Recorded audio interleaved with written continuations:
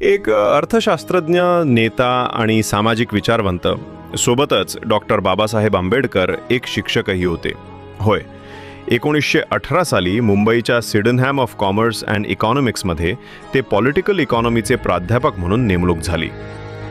त्या काळात अस्पृश्य असलेला एखादा माणूस प्राध्यापक होऊ शकतो हीच गोष्ट समाजाला मान्य नव्हती. काही प्राध्यापकांनी तर उघडपणे विरोध केला. अशा जातीचा माणूस आमच्या कॉलेजमध्ये कसा शिकवणार? पण प्राचार्य ठाम उभे राहिले. त्यांनी स्पष्ट सांगितलं, आंबेडकर हे ह्या काळातील भारतातील सर्वोत्कृष्ट अर्थशास्त्रज्ञ आहेत, तेच शिकवतील. आणि जेव्हा बाबासाहेबांनी पहिला तास घेतला, विद्यार्थ्यांनी त्यांच्या ज्ञानाची खोली अनुभवली. त्यांची शिकवण्याची पद्धत, स्पष्ट विचार यामुळे विद्यार्थी भारावून गेले. जातपात विसरून त्यांनी बाबासाहेबांना आपला खरा शिक्षक मानलं.